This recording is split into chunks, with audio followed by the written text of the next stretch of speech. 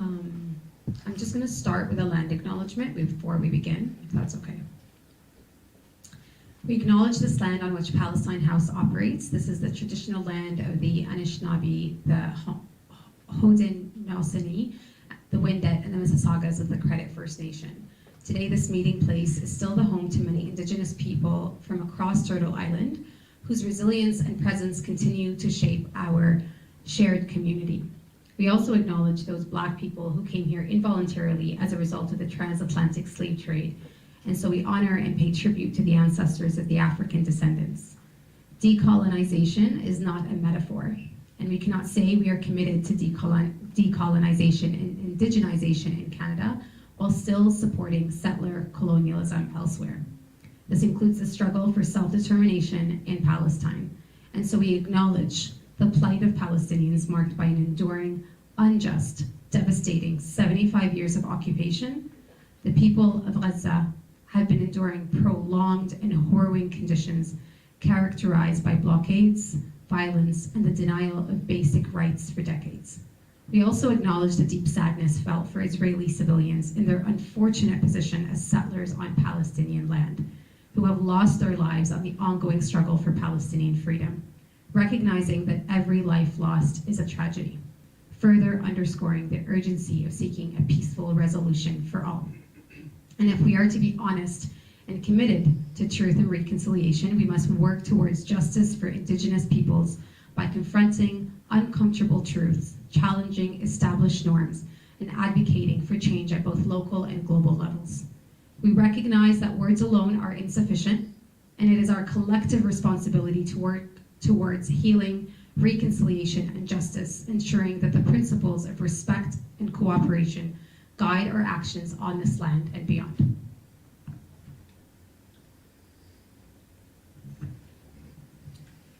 So it's been 31 days. It's been 31 days of pure horror coming out of Gaza. And I'll start with this. It's embarrassing that we're even here today to plead and beg the government to stand up and act responsibly, to not only speak up about this ongoing genocide that has been happening, but also to protect its own Canadian citizens. It's embarrassing that we're having to ask the government to step up and do their job, to protect their citizens, to be morally obligated in the international arena to stand against supporting a fully publicized genocide in the name of self-defense that is complicit and is guilty to committing abhorrent war crimes and breaking international human rights law time over time. Last week, I asked Prime Minister Justin Trudeau, how many more lives will you witness being slaughtered and killed by the Israeli military until you say enough? How many mothers, fathers, brothers, and sisters do we have to lose until we say enough is enough? 1,000? 3,000? 5,000? 10,000? Today, over 10,000 Palestinians have been killed, with thousands still unaccounted for under the rubble, 70% of whom are women and children. It's unimaginable that we're even here trying to plead for the humanity of seeing that Palestinian lives matter. We're witnessing a textbook genocide and the ethnic cleansing of Palestinians in Gaza, and it's still not enough to move mountains. Enough is enough.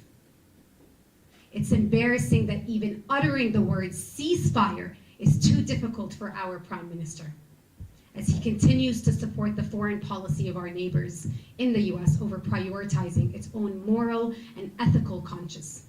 Enough is enough. We need an immediate ceasefire and the end of the killing, the destruction, and the suffering for all. Every single family member is broken and hurt and has felt that the world leaders, Canadian leaders, have failed them immensely. And today we have Canadian Palestinians, family members, and a Canadian doctor to speak about the lack of leadership, exhausting response, and miscommunication of our government. The government is claiming it is liaising to bring Canadians back, but we're here to say that it's not enough. Today, our grievances are further compounded by the repeated requests for paperwork, inconsistent evacuation lists, and unclear communication, leaving many without confirmed dates for evacuation. We urgently demand that the Prime Minister's office take direct control of evacuation efforts to ensure the safety and expedited return of Canadian citizens. The Minister of Foreign Affairs, Melanie Joly, holds an emergency meeting with family members in Canada and acknowledges the failure of Global Affairs Canada to provide transparent and equitable support to Canadians in Gaza. The Minister of International Development, Ahmad coordinate with the United Nations to transport Canadians internally from the northern Gaza to the Rafah border, and the Minister of Immigration, Mark Miller, to provide expedited visa processing for family members of Canadians from Gaza, just like they did in Ukraine. We are aware that the Canadian Foreign Affairs Minister, Melanie Joly, has said that the first group of Canadians have left Gaza. Let me be very clear. We don't know the status of over 600 Canadians, permanent residents, and family members in Gaza. And unfortunately, Minister Joly seems to think that crossing from the north of Gaza to the south of the border is as easy as getting on the QEW. It seems that her misinformation about the ease and safety to access the borders are far from reality. We have confirmation from family in the north that have clearly confirmed that Global Affairs Canada has abandoned their request for support to help reach to the Rafah border, as noted in the following email received by a family member in Canada. And I quote, "The situation in Rafah crossing remains fluid and unpredictable, and we encourage you to assess the risk as you and your family members decide whether to travel to the Rafah border crossing," unquote. This statement clearly expresses the lack of concern and the lack of urgency at the hands of the Canadian government to expedite the safety and the movement of over 600 Canadians, permanent residents, and their family members who are trapped and in danger in Gaza. What I will tell you right now from the families on the ground is they are seeing IDF on the ground and tanks on the road that are blocking people from movement. Imagine you are a mother carrying your child in your arms, trying to get you and your family to safety. Imagine you're trying to escape and you reach a military tank and a soldier with a weapon in his hand preventing you from crossing, knowing that we've already witnessed bodies scattered on the highway from being bombed to pieces attempting to escape. What would you do? How would you feel? What we're asking for is clear, and the evacuation of over 600 Canadian permanent residents and family members needs to happen, and it needs to happen now. We are calling and demanding that the Canadian government to walk the talk and act immediately. Time is of the essence. Enough is enough.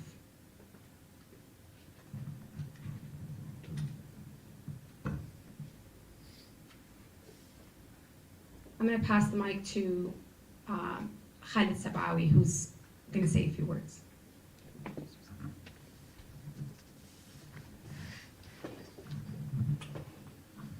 Thank you, Nuda. My name is Khalid Sabawi. When my family immigrated to Canada, we were stateless refugees from Gaza. My parents had been dispossessed from their land and livelihood by the state of Israel. I was 3 years old when we came to Canada, and like most immigrants, we came here because we believed in Canada, in the universal values that stand as a beacon of hope to the rest of the world. We were raised to embody Canadian values in our minds, hearts, and actions.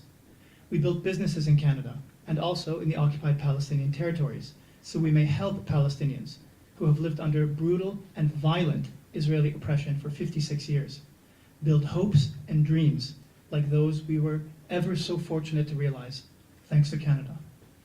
We employ over 30 Palestinians in Gaza, a besieged, tiny strip of land home to 2.3 million human beings, half of whom are children, and is considered one of the most densely populated areas in the world.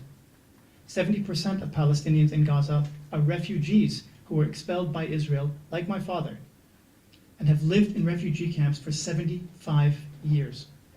For the last 20 years, Israel has completely blockaded Gaza. No one can go in, no one can go out. Unemployment in Gaza is the highest in the world at 50%. It suffers from what UN experts call extreme food insecurity. Less than 4% of fresh water is drinkable. This is an Israeli-made disaster. And the late Israeli scholar Baruch Kimmerling called Gaza, and I quote, the largest concentration camp ever to exist. Our own Canadian scholar and Holocaust survivor, Geber Mate, agrees. In the past month, as Israel mercilessly dropped the equivalent of a nuclear bomb on this Gaza concentration camp, my extended family, along with 1.2 million Palestinians, was forced to flee the north of Gaza, as they were instructed by Israel. Their individual homes had been damaged by Israeli airstrikes, and the horror of the screams around them caused them to flee and seek refuge in the east in my great-grandpa's house, where my mother was born. And as they huddled together, grandparents, parents, children, and grandchildren, Israel dropped a bomb on them. 46 members of my extended family were killed, murdered, exterminated in one instant by Israel. Our Prime Minister has repeatedly stated, in a robotic fashion, that Israel has the right to defend itself in accordance with international law. Yet the United Nations and human rights organizations across the world are screaming in the loudest voices that Israel is collectively punishing Palestinians in Gaza and its 1 million children, and that Israel has blatantly violated international law. Amnesty International has already documented what it calls, quote, damning evidence of war crimes as Israeli attacks wipe out entire families in Gaza. The UN Secretary General just yesterday stated that Gaza has become, quote, a graveyard for children. And yet, not one condemnation from Prime Minister Trudeau. On the contrary, a few days ago, he called the murderer of my family, Benjamin Netanyahu, the Prime Minister of Israel, who was previously indicted for corruption, and reiterated that Israel has the right to defend itself. Canadians all over the country are asking themselves, is Trudeau aware that the current Israeli government is an extremist fascist regime that has publicly declared its intent to commit genocide against Palestinians? Netanyahu himself declared, and I quote, "We will turn Gaza into an island of ruins," and compared Palestinians to the biblical Amaleks who were wiped out. Israeli Knesset member and former public diplomacy minister said, quote, "Erase all of Gaza from the face of the earth." The Israeli army spokesperson stated, quote, "We are dropping hundreds of tons of bombs on Gaza. The focus is on destruction, not accuracy." And the Israeli defense minister confirmed that, quote, "There will be no electricity, no food, no fuel, everything is closed. We are fighting human animals." These are Prime Minister Trudeau's friends. As of today, Israel has killed 10,000 Palestinian civilians, of whom 4,000 are children, and injured 20,000 civilians. And it has yet to achieve any of its military objectives. Not only has our Prime Minister demonstrated a lack of humanity, he has demonstrated ignorance and a colossal lack of wisdom. Rather than take a Canadian position rooted in compassion, fairness, equality, and rule of law, he has desecrated the Canadian values we so cherish. Rather than condemn war crimes committed by all parties, he has sided with a racist and genocidal Israeli government. Rather than unite Canadians, he has divided them and stoked anti-Jewish, anti-Palestinian, and anti-Muslim sentiment throughout our beloved country. Prime Minister Trudeau, you are complicit in the murder of 50 members of my family. How can you ever talk about truth and reconciliation with the Indigenous peoples of Canada while you are complicit in the genocide of the Indigenous people of Palestine? There are 120 countries and 18 UN organizations calling for a ceasefire now. Yet Canada turns a blind eye to the murder of 4,000 children and isolates itself by siding with Israel, the US, and war. When future generations look back at this period in history, Canada will be on the wrong side of history. In the aftermath of death, destruction, and war crimes, Canada will be condemned for its role in the axis of the complicit. Thank you. Thank you, Khaled. Do you want to come here, Dr.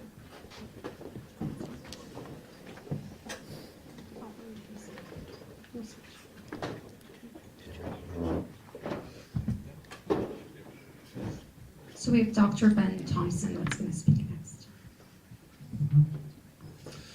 Thank you, Khaled. In 2019, I was a field medic at the Great March of Return in Gaza. The protest included Palestinians from all walks of life, demanding that Palestinian refugees be allowed to return to the lands from which they were forcibly displaced. This right of return is entrenched in international law. The first wave of gunshots was from snipers. The first person I treated was Ahmad. He was shot in the upper part of the right chest. With a member of the team, I picked him up and carried him to the trauma stabilization point. By the time we returned to the protest, the sniper fire had intensified, and there were now bursts of machine gun fire. There were no guns on the Gaza side. His name was Muhammad. The machine gun fire made all of us run. Muhammad tripped about 30 meters from me. He bent over to tie his shoelace. Then he stood up. Before he could start running again, he was shot in the head. By the time he fell to the ground, it was obvious he was dead. I instructed my team to collect a woman about 50 meters from us. She was a medic, like us, who had been shot while tending to an injured woman. A tourniquet was applied to her leg, and I carried her away. The rest of my team went back to Muhammad. Muhammad was a 15-year-old boy.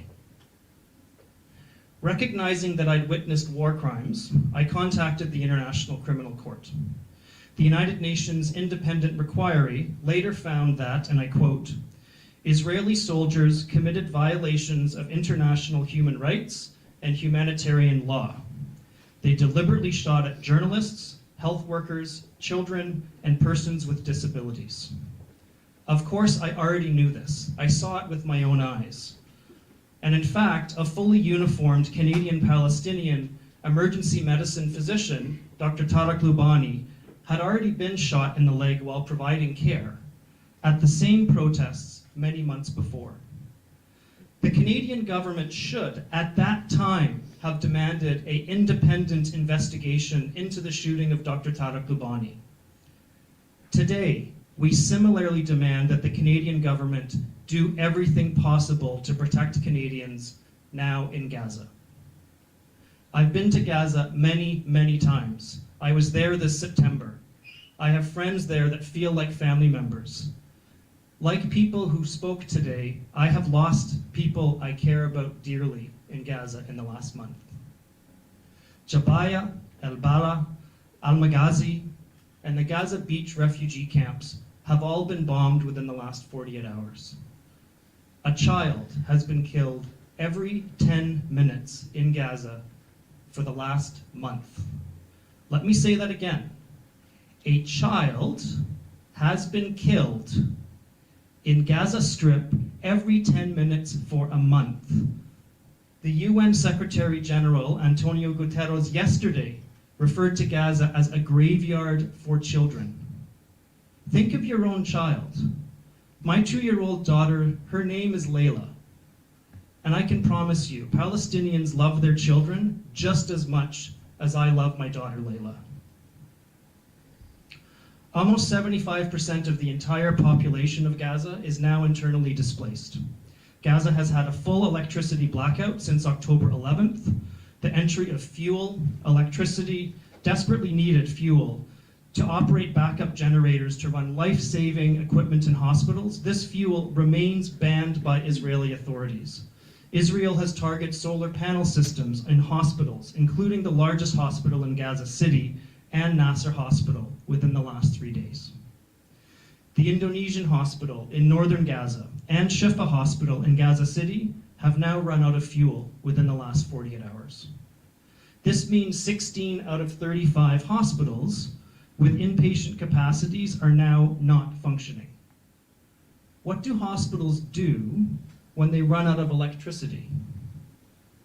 Well, let's think about the 1,000 patients who require dialysis treatments 3 times a week to survive.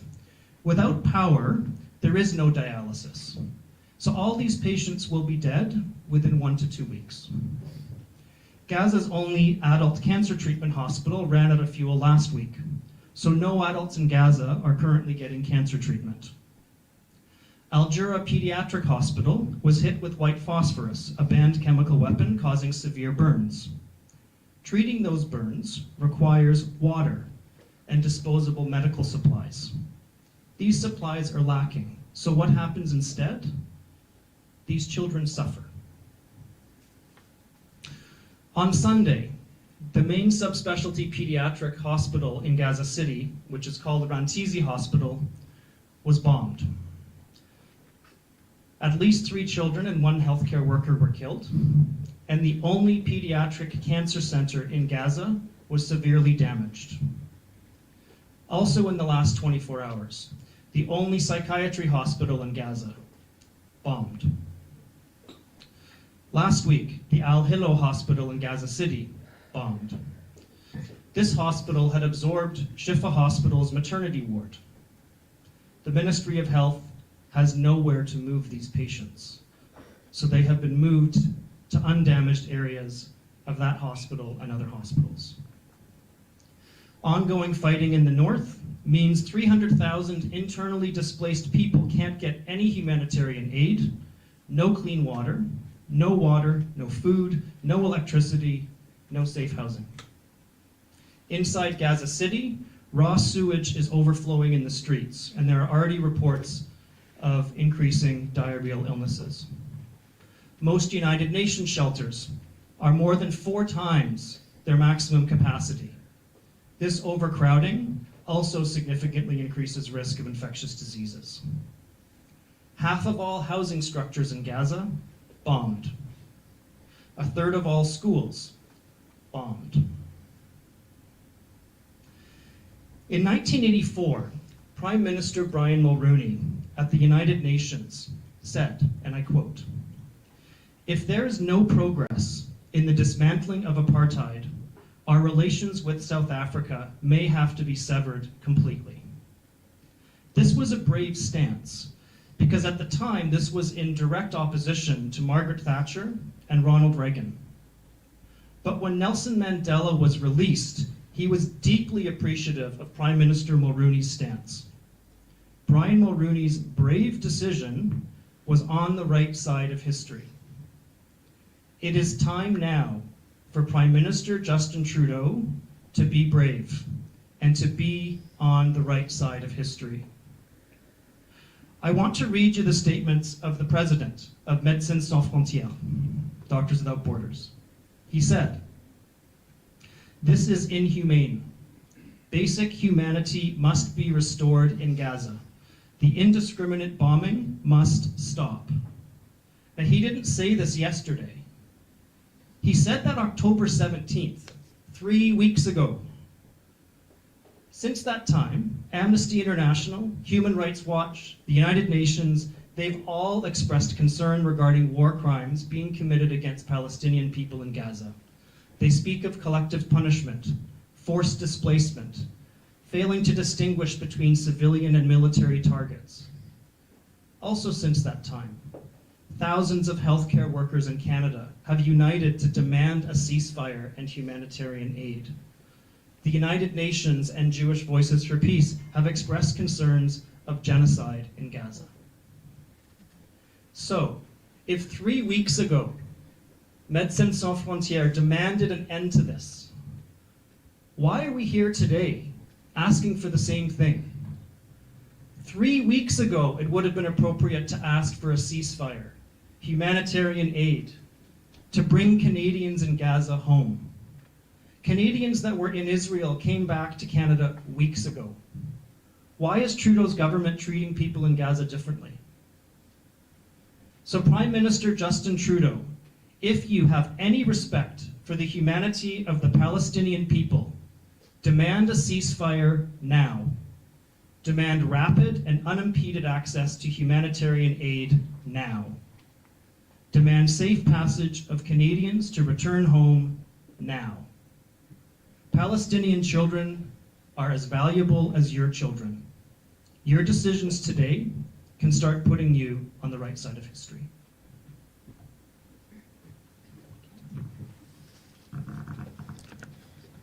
you so much, Doctor. Um, right now we have a few family members that will be speaking about their experience.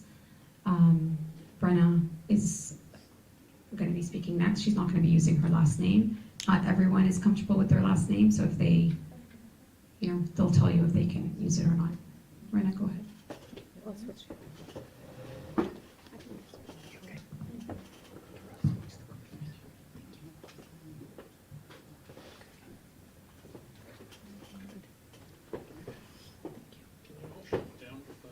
Oh, shift? Sorry. Just shift. Sorry.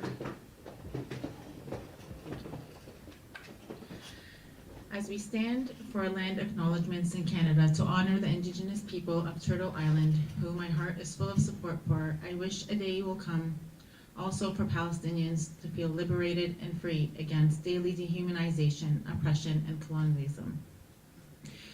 I am here today to be the voice of the oppressed, the innocent, and the ones who are crying for help and no one hears them. I am here today to demand our leaders to listen to our voices, the thousands upon thousands upon thousands of voices that took to the streets almost daily as we call for an immediate ceasefire. Sadly, our Canadian leaders have been ignoring the voices of Canadians as we tell them not in our names and stop the genocide. Sadly, these are the leaders that, without our votes, they wouldn't be in power. It is truly disheartening to consistently see, hear, and read words that dehumanize the Palestinian experience. As a Palestinian Canadian who has over hundreds of family members in Gaza and currently have tons of them still there, aunts, uncles, cousins, and so on, including my grandfather who is in his 90s, pleading for help and safe shelter against Israel's brutal attacks and bombardments.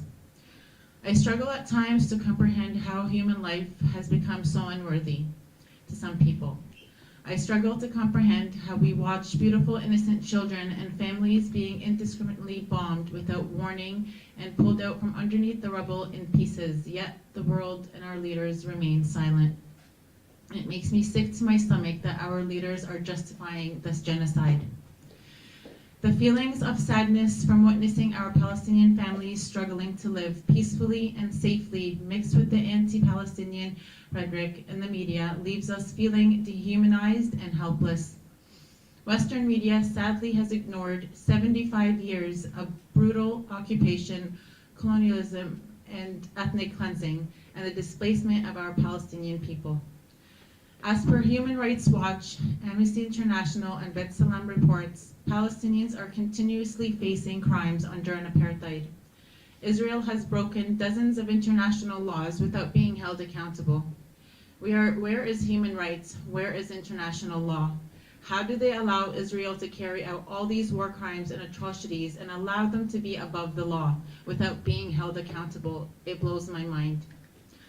Gaza has been identified as an open-air prison. They are under siege with limited aid, resources entering. And for the last month, the situation is even more dire. Israel has enforced collective punishment on all civilians of Gaza, taking away their basic human rights and basic necessities such as clean water, food, electricity, fuel, medical aid, and more. At this point, we need to stop referring to Gaza as an open-air prison, because in prison, we find criminals. Those criminals are given more freedom and their human rights are respected. They have clean access to water, they have food, they have electricity, and even access to education. Gaza, with all its innocent civilians, does not have that luxury. Gaza is not an open-air prison. It is currently a concentration camp. The 2.3 million civilians in Gaza are being held hostage for the past 15 years. My mind cannot comprehend how we are living in the 21st century, yet concentration camps still exist. Over 65% of the population in Gaza are children under the age of 18, 97% of whom suffer from PTSD and depression. Residential buildings with civilians are being flattened to the ground as I speak with our families in them.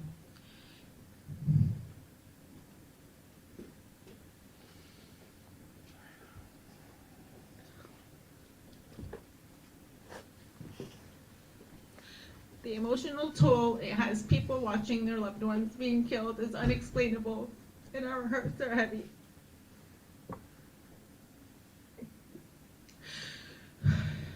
We are here today to call upon members of Parliament to speak out against these atrocities and demand a ceasefire now, before this catastrophe gets even bigger. We call upon members of Parliament to acknowledge what is actually happening in Gaza and to call it out as it truly is. A genocide, ethnic cleansing, nothing more, nothing less. Over 10,328 civilians have been killed from these attacks in Gaza. More than half are children, 5,000 plus children. We also call on the Canadian government to stop discriminating against Palestinians.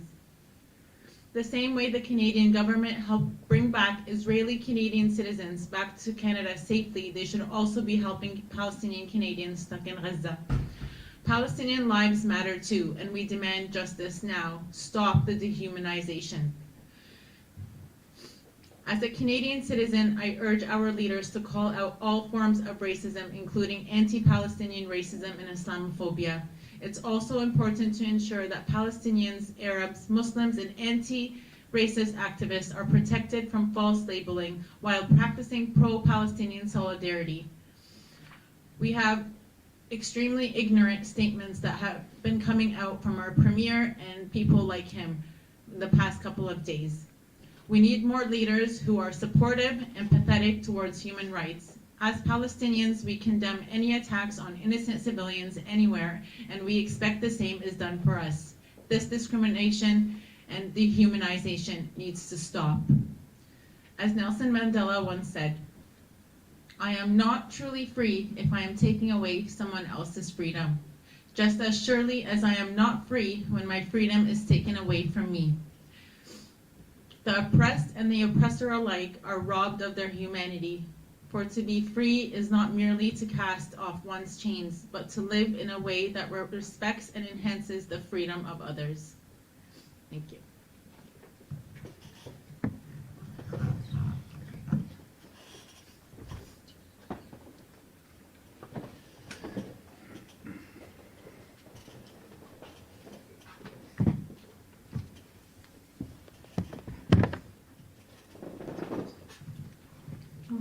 Next we have Suleiman, who has over 16 family members that are Canadian and permanent residents in Gaza at the moment.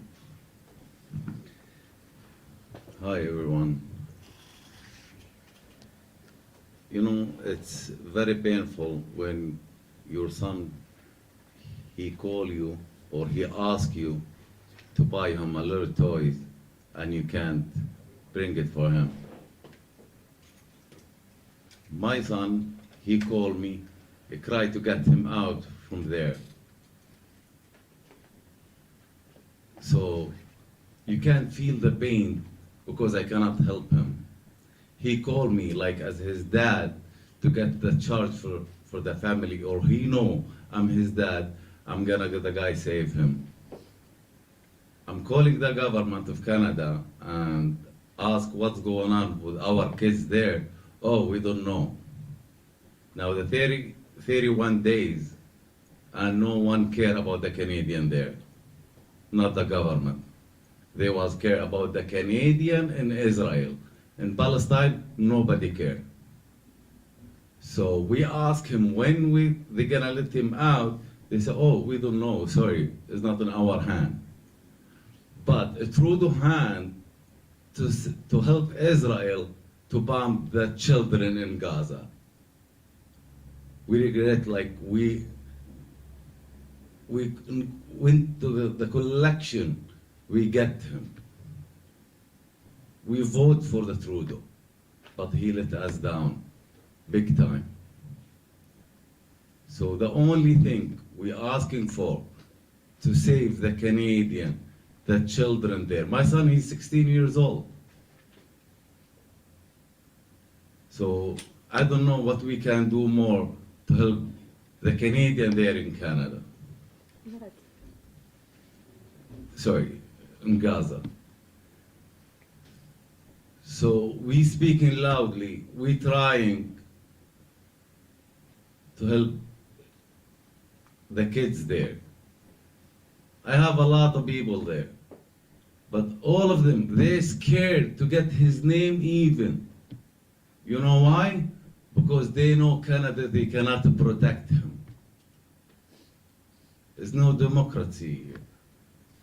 Because they're helping the Canadian in Israel, they don't help the Canadian in Gaza.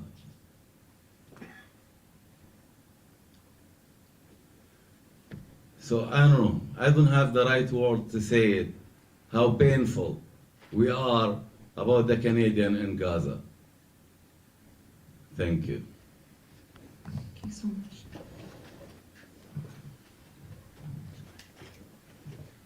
Reem Sultan, can you come next?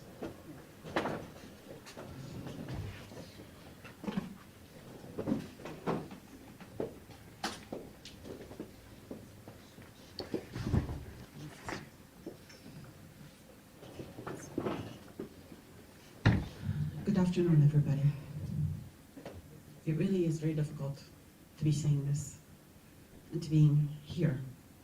But I feel that my story is a story that encompasses what happened for Palestinians. My maternal side lived in Jaffa in 1948. So the Nakba, when that happened, affected my grandparents, and my mom was born en route. In 1967, my father, who is from Gaza, was studying in Egypt, one of the very few people that was educated enough to go study engineering in Egypt. The war broke, and he lost the right of return. My mom lost it in 1948, and my dad lost it in 1967, two different parts of Palestine. His whole family is in Gaza. Everybody I love is in Gaza. I was there August of last year. So the generation that came, and I didn't meet before because I couldn't, because I was Canadian. I didn't have a Hawiye, I didn't have a chance to go back, except for recently. All my cousins' kids, I never knew. But since last summer, I met them all, and I know them all. And they're just not names.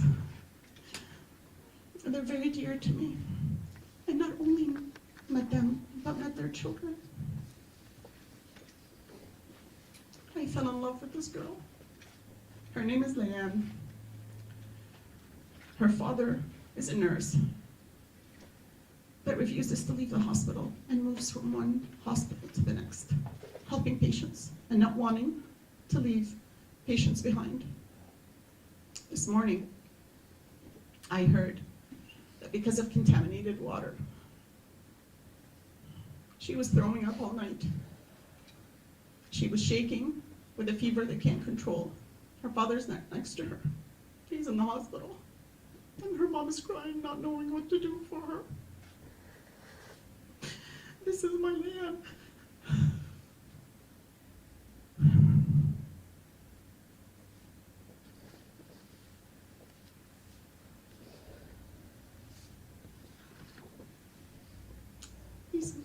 These are people. There's a young dentist in here, probably one of the youngest dentists, female dentists in Gaza. A professor from university. And university students, bright people. These are my loved ones. Aunts, uncles, sitting on the porch, just sipping tea, just like everybody else. They're not numbers. This is my family.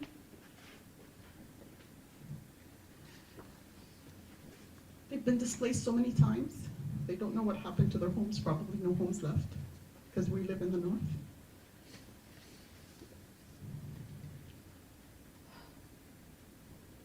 They're fighting for their life. Now, Hello? now they're like fighting for their life. There's no more water, there's no more food. They eat every other day. and they leave whatever little for the children. There's lots and lots of children. It's a famine, and there's no water. So this is a genocide, and everybody's watching, not doing anything about it. Nurse, yesterday, Anderson Cooper had a show, and the nurse Emily Callahan spoke about rationing foods for them, and that they would have 2 days left of food before they run out. She left a while back. She was living in the UN. This is what was supplied for the UN. So I want you to know that my family has no water and no food, and they're just waiting to die. And our Prime Minister is not calling for a ceasefire. And our Prime Minister doesn't care that there's 400 Canadians that will die, either by bombing, 600 Canadians that will die either by bombing or by thirst or by hunger, because there's any moment they can die. Rana is married to my very dear friend Ihab. I had a conversation with Ihab today, and I heard Ihab like I've never heard him before. He lost hope, complete hope, that he'll come out alive. He sent a message saying his goodbyes. I cried my eyeballs out when I was reading it.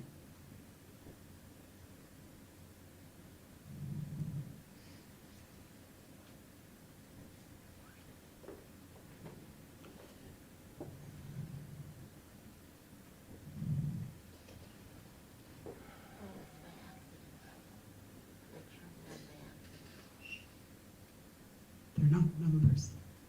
There are people like you and I. They have lives and loved ones. Ihab has 3 girls waiting for him to cry every night, wanting him back. His daughter has headaches every night, every day from school. Her mom has to go get her because of stress. I don't think she's in grade 5 yet. And our Prime Minister and Minister Jolie are telling him, find your way. So I asked him, find your way. You know what he said? He said, there are checkpoints, and that at any moment I can be shot. And there's no way to get through from where I am. I would have to walk for 6 hours with my hands up in the air. And if I'm not lucky, I'll be used as human shield. I said, excuse me? He said, human shield, meaning if there's fighting, they'll put me in between. They'll put anybody in between. You never know. This is what they say on the street, he tells me. This is what they're saying on the street. I don't know if it's true, but I'm sitting here thinking, do I take my chance? What do I tell him? What do I tell him? What does Rana tell him? She has more of the story than I do. Our families are losing hope, and the only hope is that there is a humanitarian ceasefire, that we bring in food for these people, 2.2 million people that are being starved to death with no fuel for hospitals, with no food, where there's no water, where there's nothing. They're ethnically cleansed and they're left. This is a genocide on our hands. Prime Minister Trudeau, if one Canadian comes back in a body bag, his blood is on you and on your government. I call you to take over this evacuation. I call you. We have no faith in the Globals Affair Canada. This has been a complete failure. I think the rest of the team will say the despair of how many times they've contacted them. Ihab himself told me 3 times. 3 times I tried to call them. And that after 3 weeks of the war, they called him and said, can you upload the papers again? Shame on them. It is quite clear to me that Globals Affairs Canada does not want any Canadian to come out. If after 3 weeks of him filing 3 times and his wife filing 5 times and us contacting MPs and contacting Global Affairs numerous times,